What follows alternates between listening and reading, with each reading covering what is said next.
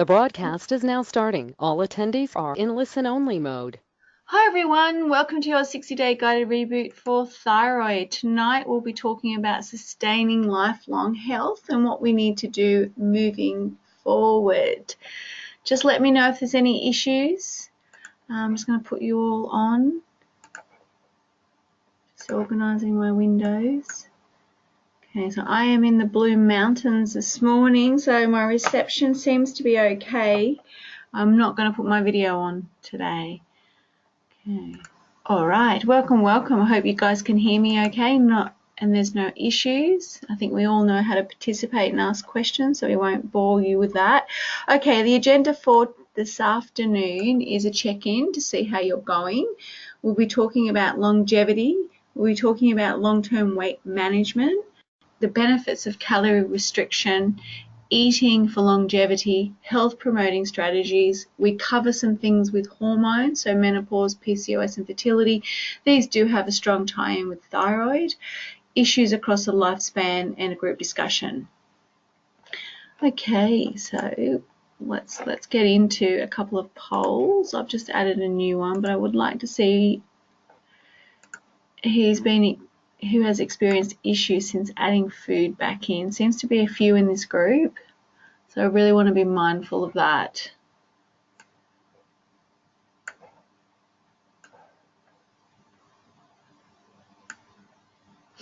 So I expect weight loss to slow down. For some, it continues exactly the same. For others, it stops. Sometimes people will regain a few pounds when they put solid food back into their digestive system. Okay, so I've got a high level. So if anyone wants to let me know what they've regained. So if some people have regained some weight, 20% have digestive upsets and 40% weight loss has stopped. No allergies, so nothing like sneezing or sinus or skin issues or anything that may have resolved in the past hasn't come back. Well, that's good news. If anyone wants to elaborate on that, please let me know. And when we're talking about rebound weight, maybe just let me know how much. A few pounds, yes, but I don't want anyone doing anything more than that. But we've got lots of other really positive benefits that people are expressing, which is great. Okay, I'll just want to...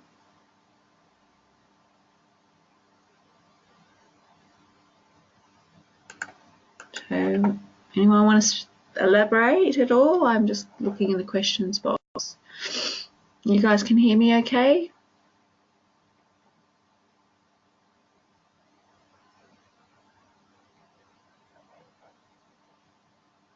Great, thank you, Misty.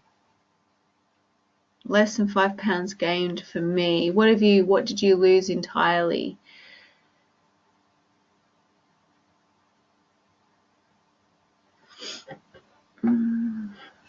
Okay, so this is basically since the beginning of the reboot.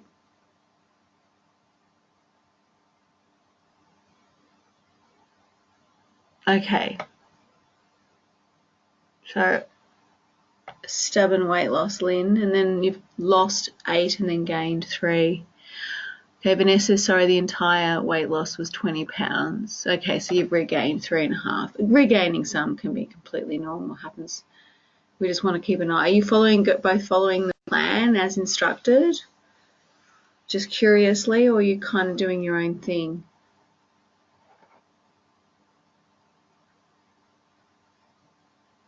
So only 60% of us have voted on this. Is this because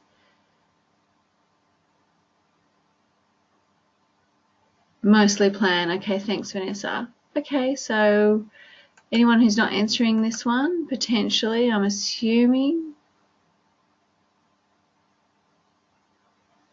A little bit off, can't blame it all on the program. Okay, are you following the program, Lynn? Just out of curiosity.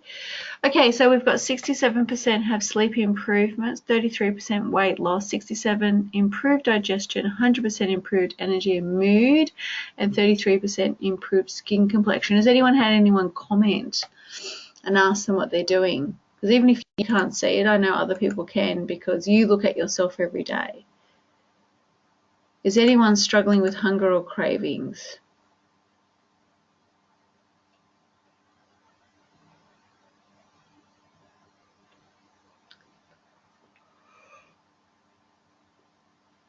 Oh, sorry guys, I'm just having a big yawn.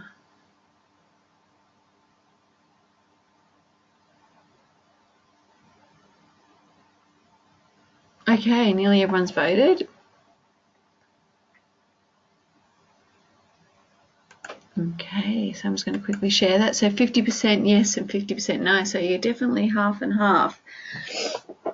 Okay, so we want to be mindful of the craving. So remember the things that we can do. So we can eat veggie sticks, we can drink lots of herbal tea, we can do an extra green juice, we can do really strong flavors in our juices and our food. So these things do cut cravings down and help to modulate them, along with lots and lots of fluid. Okay, are we still using these techniques to stay on track? Because this is really a learning exercise for beyond the reboot. It's super duper important that we have techniques in our back pocket that we can rely on as habits to start forming better, healthy habits for us in the long term, rather than eating foods that are not ideal, rather than eating foods that will create health problems, and using food emotionally. And we're trying to work on reducing that as much as possible.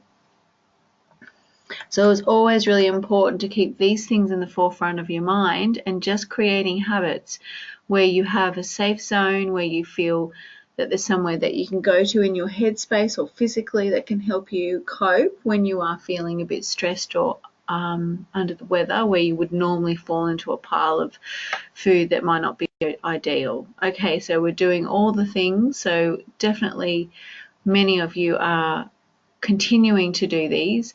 And also I'd like to say that if anyone has sluggish weight loss or they're regaining, you can actually do a couple of days if you want to, or you could even do a few weeks if you want to, do juicing through the day, and then you can do plant-based eating at night time, or you can do juicings throughout the whole day, maybe have one little snack and then do a plant-based meal or a plant-based lunch and juicing for dinner. So there's a lot of flexibility if you want to turn things up again. Vanessa says, people have noticed the principal at my school is challenging our teachers to do a short reboot. She asked someone experienced with juicing to come in and do a workshop this Tuesday. Wowee. That's awesome. It's amazing how much it starts catching. It really does actually catch. Does anyone want to troubleshoot any health problems that they might be having, whether it's rebound weight, whether it's digestive upset? So what I've said to some people in the group with digestive upsets, because there's been a few people, is you can use soothing agents, which is really important.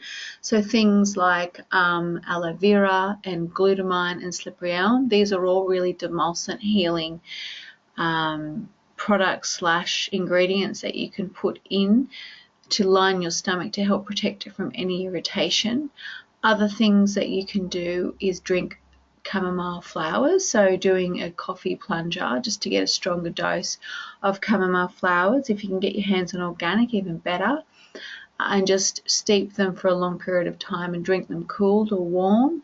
This can really help soothe the stomach if there's any irritation. So it's super duper important that we support and reduce inflammation that's happening in the digestive tract if adding food back in has created an issue. If anyone wants to go through any more detail, please let me know, because we can do that right now.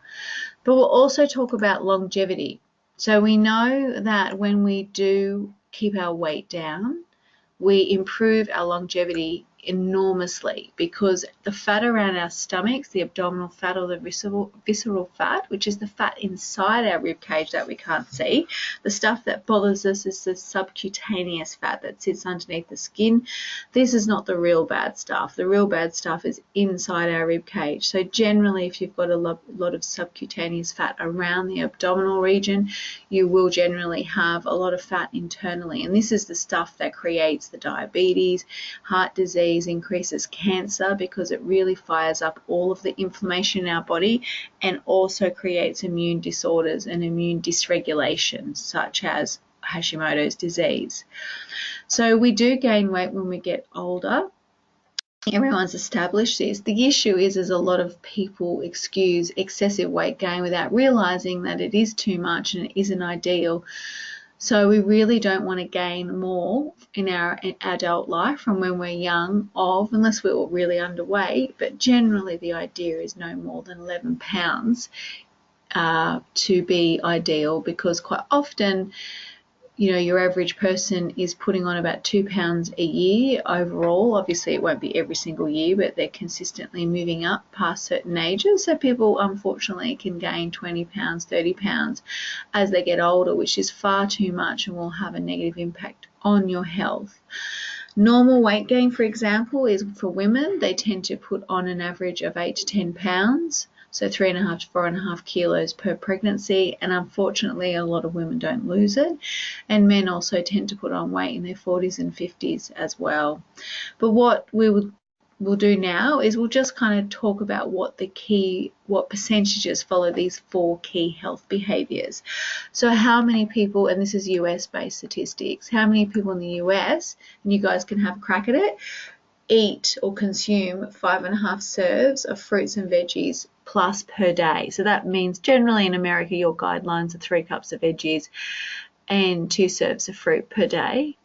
But basically, as a whole, what percentage do you think in the US consume the 5 serves of fruits and veggies? Yes, Lynn, you're smack on. It's 5%. So it's 5 to 10. It does move around each year. Your average American, and it's true across the globe, because in Australia we have the 7+ servings rule, which is 5 plus 5 cups of veggies and 2 cups of fruit, and only 10% of Australians do that. And I think it's the same in the UK. So it's only a very, very, very small amount that does do this. When you're juicing, obviously we're beating that, so yay to you guys, but you're doing a lot better. Yes, the average American eats about 1 cup of veggies a day. So this is not including white potato. So that includes all the healthy people out there as well. So there's some people who are just not consuming any at all, and there's some people who'll be consuming. The truth is, though, there is no threshold that's been reached yet where people do not gain extra health benefits. So they've done studies where they compare people consuming 10 cups of veggies versus 13, and would you believe it, the people consuming 13 cups actually have greater health outcomes than people who consume 10.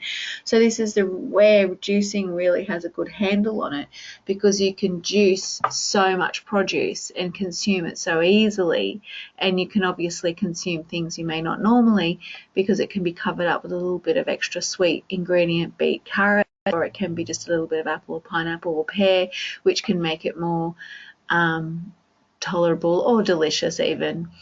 How many people do you think who do 30 minutes? These are the basic guidelines. So these are really basic guidelines that are recommended. 30 minutes of minimum physical activity 5+ days a week.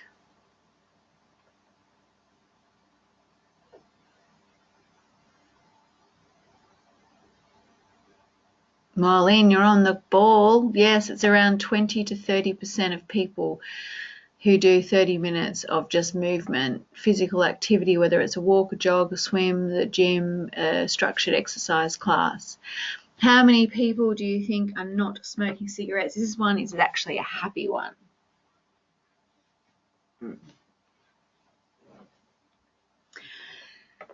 So this is actually a good one, because the times are changing, less and less, 78%. So yes, it's around that percentage. So 75, but yes, it can change. So they kind of adjust depending on which statistics you're reading. How many people are a healthy weight? So it's actually an even split. So that's a clue. It's an even split between obesity, overweight, and healthy weight. It's around, drum roll, 30% of people are in a healthy weight range in Western countries. So again, it's very much across the board, very similar statistics between America, the UK, Canada, Australia, New Zealand, etc. All 4, how many people do you think do all of these 4 together? They're a healthy weight, they're not smoking, they're doing some exercise, and they're eating 5 cups of fruits and veggies a day. It's really low. I was really shocked actually when I saw these statistics. 2% lean, you're not far off, it's 3, but it can change, so it would be changing all the time. Okay, so let's talk about something positive. So these are really important factors. We eat plenty of fruit and veggies, we do some type of body movement mostly every day, we don't smoke, and we have our weight in the healthy weight range. These are the most ideal things that we can do as a basic health activity that we can do. So let's talk about the benefits of calorie restriction. I think once upon a time people believed not eating was so bad, it was very bad for your metabolism. We know now that calorie restriction, intermittent fasting, juicing, or anything along these lines has enormous health benefits. So I think a lot of people are aware of intermittent fasting, which just means not eating for more than 12 hours a day, which means that if you eat dinner at, say, 7 p.m., you don't eat until 7 a.m. And some people will extend this right out. They might do 13 hours. 13 hours has been shown to reduce breast cancer in women who have had breast cancer for the first time. And then second stage or second occurrence was there was a 37% drop in the group that fasted for 13 hours every 24. So there's some really, really interesting studies for weight management, particularly in long-term health, where we reduce our calories or we do some type of restriction. So our body actually thrives when we're in a fasting state. So this is what we've done so far. So up to where we are right now, guys, you guys have been in a massive calorie restriction, and what that's enabled your body to do is reduce and improve your your appetite regulation. So overall, as an average, your appetite should be a lot less, and when you eat, you should feel full and content more easily. Has everybody found that?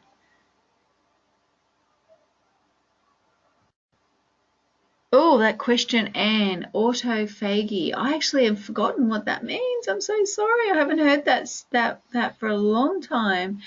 I don't even know if I've heard it at all. Did I say that in my article? That article was written so many years ago. You'll have to excuse me on that one.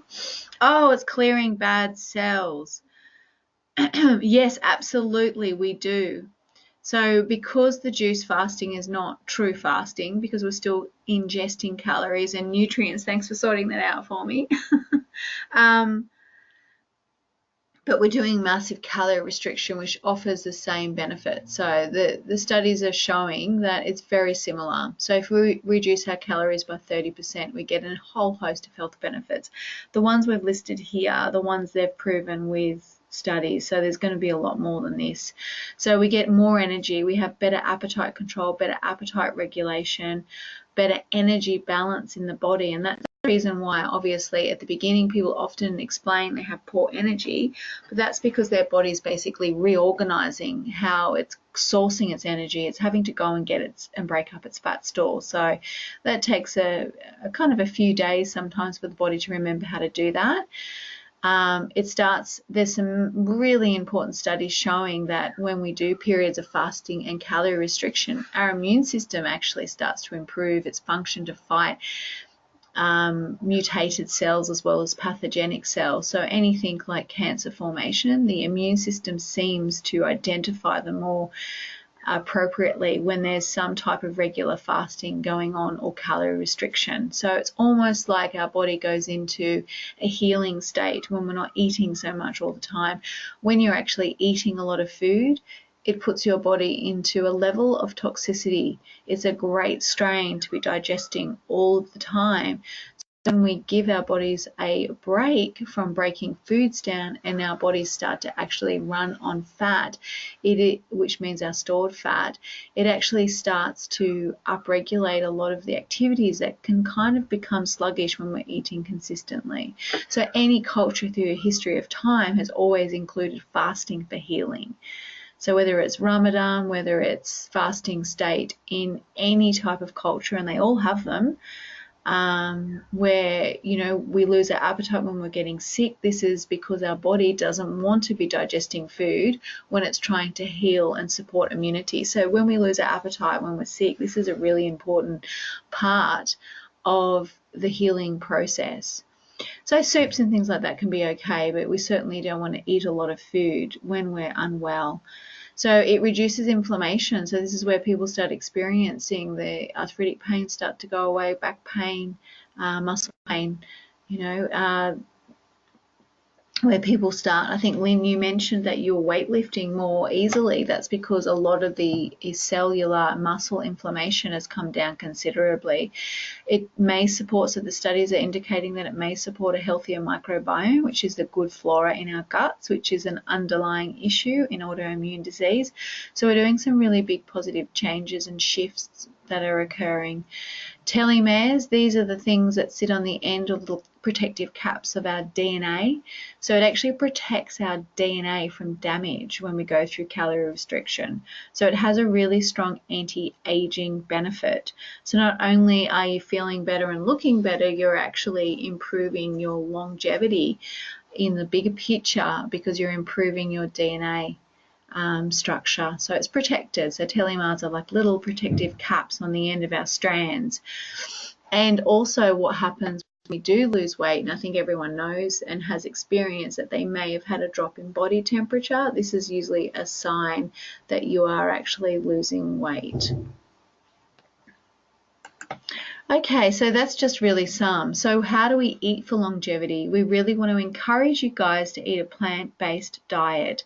Majority of foods consumed means that you're coming from plants as a majority. This is how you want to base your eating in a long-term basis, is that we really want to be eating around 70 to 80% veggies and some fruits. That means that we'll be eating a rainbow with salads and veggie soups and stews and sauteed veggies and smoothies and juices. These are all the ways that we want to continue to gain the health results. So really where we are right now is still in its infancy. We just want to keep getting those juices and those veggie based meals in, because it's going to be a big game changer. Even from a year from now, if you completely change the way you're eating, you'll change everything and you'll improve your health out of this world. So we get those really beautiful health results in the very early days, which is obviously we're 6 weeks in. Really, in the scheme of how old you are, 6 weeks is nothing. So if you can imagine what it's going to be like if you keep eating heaps of veggies and you're predominantly basing your entire eating around plant-based eating, we're going to have some really big changes. Obviously, including lots of antioxidants is really important, but we know that when we're consuming a variety of bright colors, we are ingesting lots and lots of goodies. So, for example, turmeric contains curcumin, which is the bright yellow pigment that we see. I always say anything that dyes your hands or is really pretty, as in color, we know that it has enormous amounts of anti-inflammatory benefits. So it's going to help with the weight loss, it's going to improve liver function, it's going to reduce arthritic pain, it's going to improve muscle performance and exercise performance. So we've got things like bromelain, which is in the core of pineapples. This is really good for tissue injury and soft tissue damage as well as inflammation. We're looking at things like beets, the betalains and the anthracenides, which is the bright purple color. These are really good for exercise performance, cardiovascular health and energy. So we've got a whole host of really specialized compounds in every single fruit or vegetable, and there's hundreds of them. So if you can imagine, we're doing this day in, day out, ingesting all these beautiful colored nutrients. We're doing something at a huge level underneath all of this. So there are some studies which show that pescatarian offers enormous long-term health benefits. So that's eating a lot of, and nothing needs to be strict, meaning that if you follow any of these dietary guidelines, it doesn't have to be 100% to gain massive health results. If somebody wanted to lean into pescatarian eating, it wouldn't need to be 100%. You could do 80 or 90% where you're eating a lot of good quality fish and eating less red meat, but you still obviously can include red meat, good quality red meat and chicken, etc. So it has a really beneficial benefit by eating, again, mostly plant-based, which reduces the colon cancer risk. It's high in vitamin, it's high in omega-3s. It has some vitamin D, but most of that comes from the sun, and it's easily digestible protein. So that's your kind of good quality fish. We want to always be conscious of adding in anti-inflammatory foods. So again, that's things like turmeric and other coloured fruits and vegetables. So we're looking at cherries, we're looking at beets, we're looking at blueberries, we're looking at raspberries, we're looking at anything that has that beautiful bright colour. Even things like lycopene in tomatoes and watermelon. It's any fruit and veggies, to be quite honest, but we know that the bright colours are very specific for inflammation and immune disorders. We want to really limit our pro-inflammatory. These are the foods that create inflammation. They make you tired, they make you put on weight, they interfere with your brain, they make it cloudy, and they basically cause a bit of an inflammatory storm and increase fatty infiltration through your organs. So we want to limit these foods, okay? So as Joe calls them the fun side of town, I don't think they're that fun, but we want to limit these foods because these cause a whole host of problems. They basically put your body in a bit of a storm, and they drain you of energy. So our processed foods, these are the real packety foods, lots of ingredients. You've got the flours, the sugars. It's just been turned into something that doesn't look like it does in nature anymore. So if it didn't look like that in nature, then it is processed, whether it's highly processed or minimally processed. We want to avoid fried foods. Again, the oils that they use are really, unless you're using good quality foods like coconut oil or a high smoke point oil, or you're doing a low heat, fried foods, again, they're really, they're very bad for you. Obviously, they're very rancid, and they create a lot of what we call lipid peroxidase byproducts. So that means that the chemicals, when they're heated to high temperatures, have some really nasty consequences to our cell membrane health. Artificial ingredients like artificial colors and artificial flavors, these are designed, particularly the flavors, to get you addicted to food. This is the reason why you'll see yeast extracts and 637s and 635s. They'll number it so you don't know, or they'll just say flavors, which basically in a nutshell is MSG, and that stuff is addictive and it creates problems with excessive eating, which the companies know about. So I do recommend avoiding anything along those lines and just flavoring foods yourself at home. Salt's a good flavoring agent. Just make sure you drink lots of water. And we want to keep away from gluten, definitely, and definitely want to keep away from dairy. We say some dairy because we don't like to be black and white, because everybody's very different. But for thyroid at this stage, I definitely encourage it to be minimal. And we want to avoid preservatives and the effect that it can have on our gut microbiome health and all of our beautiful bacteria that offer us lots of health benefits. So the things that we want to do on an ongoing basis, we want to continue some type of movement. Again, it doesn't have to be structured exercise, just whether it's window shopping, sightseeing, cleaning your house, going for a walk around your block where you live, just anything along those lines, just as long as we have some type of movement. Choosing to stand instead of sit if you're taking a phone call or you're waiting for something, all these little bits and pieces are really helpful. We want to manage our weight. So obviously getting to a healthy weight has huge importance for long-term health. I was going to say long-term wealth, but really health is wealth. So it also is super important for our mood, immunity, and social. So these are the things that are important. We want to do things that support our mood, because this is really important for immunity and inflammation. We want to support our immune system, particularly when there's bugs, in winter, etc. So doing what we can to have a healthy immune system, which is eating healthy and sleeping adequately, and also making sure that we're doing social things that create happiness. And social is important for a lot of people, but the social environment that we're in, making it a positive one.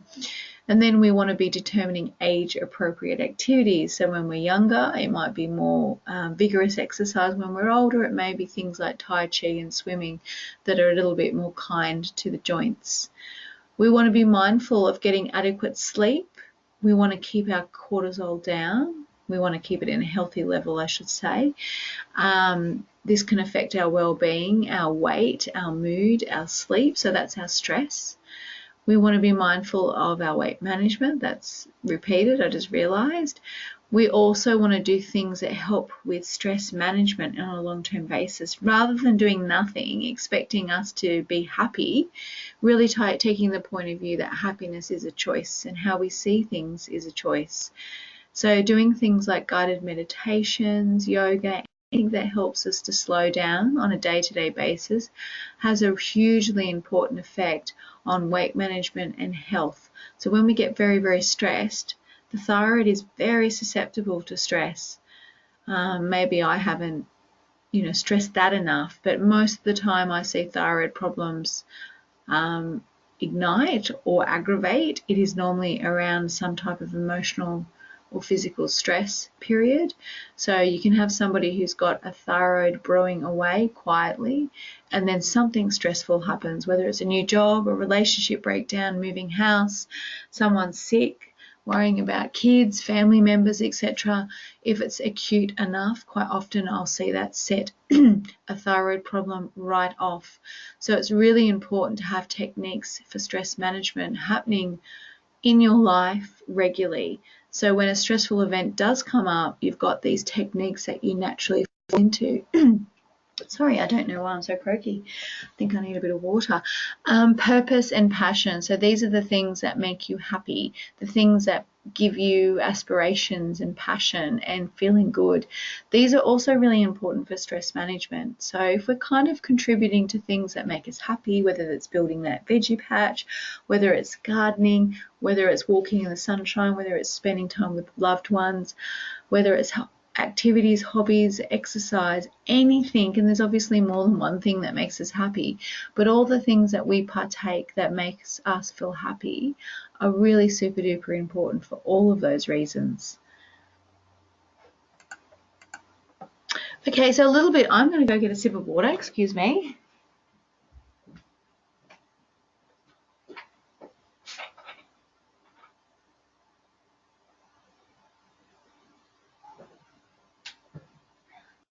A bit of sparkling water. Okay, so weight, diet, and hormones. So this is super duper important. So hormones have a huge tie-in with thyroid. Thyroid is a hormone. So our thyroid gland is talking to our ovaries, which are talking to our adrenals. So they are in constant communication with each other, always having a conversation. They're not separate. In the mainstream medical model, they're seen as completely separate to each other. They are not. This is the reason why women are 8 times more likely to have a thyroid condition, and this is also why it is around hormonal changes that women tend to experience thyroid aggravation. So it can be postpartum, but very often it happens around menopause. So this is where thyroid, who might have been simmering at a lower level, starts to aggravate around the perimenopausal period. Has anyone found that their thyroid condition started around perimenopause? So we want to be mindful of our weight and keeping it down, which is what we're doing with this. So we also want to look at diet and what our hormonal health is. So stress management has a huge role to play, as does liver health, in how a woman experiences menopause and hormonal shifts. So it's really also highly correlated to high estrogen levels. Now, women think when we're going through menopause, I've got high estrogen. We're actually surrounded with a lot of xenoestrogens in our environment with plastic chemicals, and we'll talk more about this in the next webinar. This has a huge effect on certain types of estrogens and the way we clear them.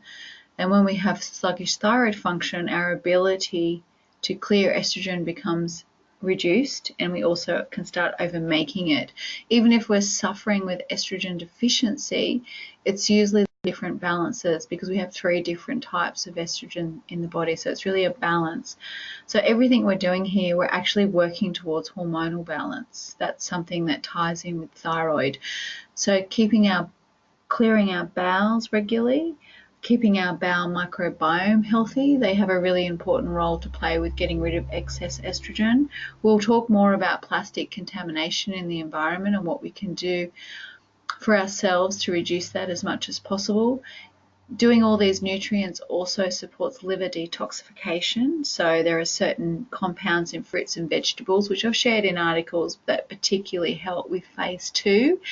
So having our liver detoxing chemicals is really helpful for thyroid as well when it's working optimally, because we're getting rid of rubbish that we're environmentally exposed to that does have a negative effect on our hormones and our thyroid function. We want to manage our blood sugar. So if our blood sugar levels are very irregular due to hormonal shifts with insulin, which is the driving issue with diabetes and with blood sugar irregularities. So basically, by supporting blood sugar, by helping keeping our bowels healthy, which helps excrete hormones that we need to get rid of because we're making them and we need to excrete them, excrete them. If we don't excrete them properly, we end up with a loading effect, which has a really negative impact on weight loss. So that's where the bowel and the liver come into it, and we want to keep emptying our bowels, we want to keep supporting our liver detox, and we want to be mindful around menopause, when our period starts, and ovulation. So it's, again, all of these hormonal shifts increases the risk of particularly women having thyroid function issues.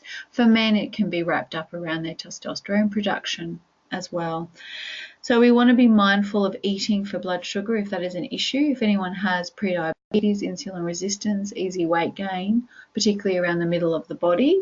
So eating small, frequent meals can be helpful to control our appetite, or for some other people it might just be fasting for 12 hours and then just having specific meals that are light, and maybe not all the time, but it's about finding what works for you and what your appetite control is like. We want to be mindful of always consciously adding in protein, which is important for blood sugar. Healthy fats, which we've mentioned before, this is super important for weight loss and blood sugar levels, which helps with energy, and fiber. So this helps reduce blood sugar levels. So it basically slows the release of the sugar in the food down in the digestive system. And there are things that we can do to help support this. So cinnamon, we know, is a spice that's really helpful for blood sugar, and also keeping hydrated is super important. So key points for juices. So we want to be mindful beyond this point for blood sugar control that we want to keep to the 80-20 rule, which is 80% veggies, 20% fruit. Adding in protein powder and spacing it out might be helpful as well for people who want to continue juicing. And you could do 2 to 4 times a day. So we're still recommending 2 juices a day, really, optimally. So using half a scoop, but again, you guys, you can do more. It's open if you want more health results or doing more juicing. So you can break up your protein powder for half a scoop 2 to 4 times a day. This can be helpful for blood sugar regulations and appetite. So when I say blood sugar, this will help with appetite, cravings, and hunger as well, because it's usually driven by blood sugar imbalances. Adding healthy fat, so we're doing that again. So being mindful that we actually can continue to do this. So we don't necessarily have to drop those things that we picked up through the reboot. We can add these things in as we're juicing and eating as well. We may just want to do a bit more juicing, again, depending on what feels right for you and where you're up to. And vary our colour throughout the week for fat-soluble phytonutrient absorption. So they're your reds and your blue, purples, and orange and yellow juices. These contain your vitamin A's, which are improved it improves fat metabolism, basically. So with the presence of fat, you'll get the benefits of the other fat-soluble nutrients. So they work well together. Menopause, consistently. So we want to, moving forward, we want to consistently support a healthy lifestyle day to day. It's not just through periods like the reboot. It's really what we're doing beyond the reboot and what we're doing on a day-to-day basis. Using exercise regularly, using integrative therapies to support thyroid function. So that can be things like herbal medicine, vitamins, supplements, which I'm recommending readily already. Looking at other things like acupuncture and Reiki. These all can be helpful for anxiety, stress, digestive upset. So really kind of looking outside the mainstream medical model. We're recommending that you're obviously partaking in something quite different, which is a reboot and a juice fast. But there's so many more things that you can look into that can be really helpful to create a balance. So creating a whole program, so it's helping you as a whole. So we're looking at lots of different techniques to support good health and making health our number one priority. And then everything else that's important to us will fall into place as well. Just think, when we're feeling healthier and happier, how well everything else starts to work. So these are some extra side issues that happens with weight gain, hormonal imbalances, and has a strong tie-in with thyroid again.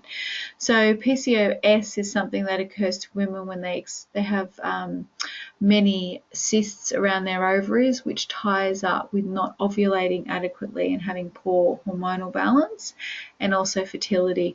So we just kind of throw in here that weight management with all the techniques we've suggested, blood sugar control, eating a high plant-based diet, and being physical can help.